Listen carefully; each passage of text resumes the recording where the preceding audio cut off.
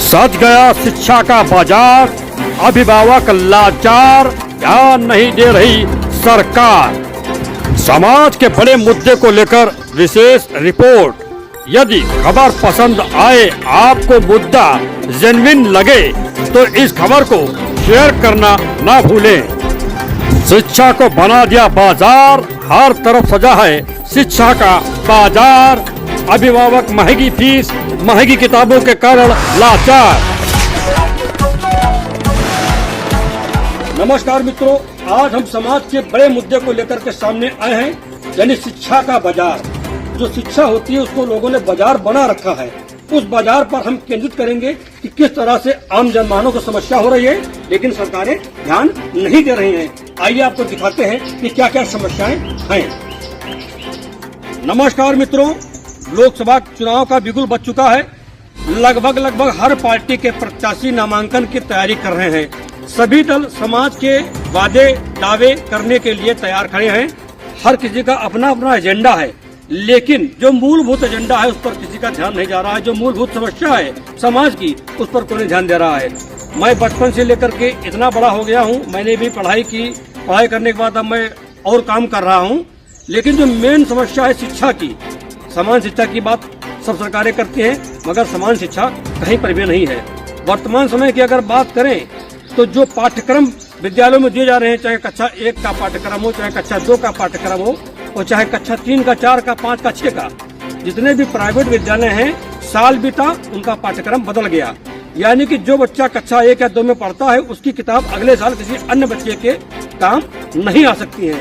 यानी कि साल बदलते उनका पाठ्यक्रम बदल जाता है। इसके पीछे एक बड़ा खेल है कमीशन खोरी का। हर विद्यालय की अपनी दुकान है, उन दुकानों पर उनका पाठ्यक्रम मिलता है, किताब, कॉपी और ड्रेस।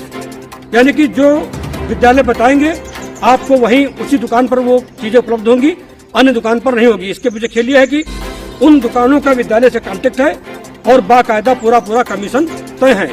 आप महंगे दामों पर किताबें लाएंगे, महंगे दामों पर ड्रेस लाएंगे, और उसके अलावा उन विद्यालयों की फीस भी कोई तय नहीं है। हर विद्यालय की अपनी अलग अलग फीस है। हमारा क्या, सभी लोग जितने विभाग हैं सब परेशान नजर आते हैं। एक मजदूर पेशा व्यक्ति 300 से 400 रुपए प्रति दिन कमा पाता है। वो भी जरूरी नहीं कि हर दिन उसकी दिहाड़ी लग जाए। ऐसे में वो गरीब व्यक्ति कैसे इतना खर्चा वहन कर पाएगा।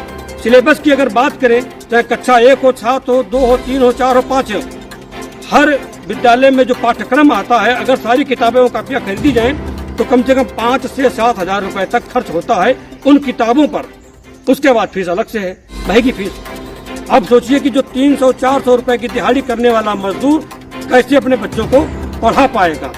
सबसे बड़ी बात यह है कि आप समान शिक्षा की बात करते हैं तो किताबों को समान क्यों नहीं करते हैं। सरकारों को चाहिए कि हर विद्यालय जो भी हो, सब में सभी किताबें समान कर दीजिए। आप कक्षा 1 में ये किताब चलेगी, कक्षा 2 में वो किताब चलेगी, और कक्षा 3 में ये किताब चलेगी। यानी कि आप किताबों को चुन लीजिए आप, और चुनने के बाद उन किताबों को आप तय कर दीजिए कि नहीं, हर विद्यालय में कक्षा 1 में हिंदी की किताब ये चलेगी, अंग्रेजी की ये चलेगी, समाज विज्ञान की ये चलेगी, विज्ञान की ये चलेगी। यानी कि आप किताब तय कर दीजिए और उनके रेट तय कर दीजिए, ताकि अभिभावकों को जो लूट मची है बाजार में, जो शिक्षा को उन्होंने बाजार बना दिया है, उस बाजार को कम से कम रोका जा सके।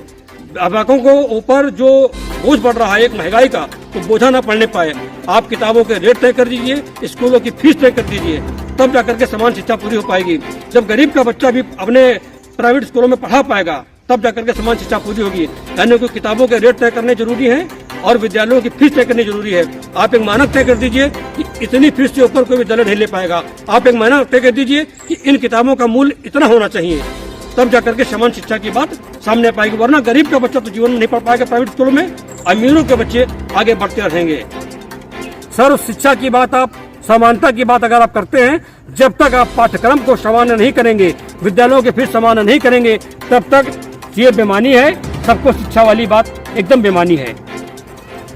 क्रांतिवीर लेखनी न्यूज से अनिल विश्वकर्मा की रिपोर्ट।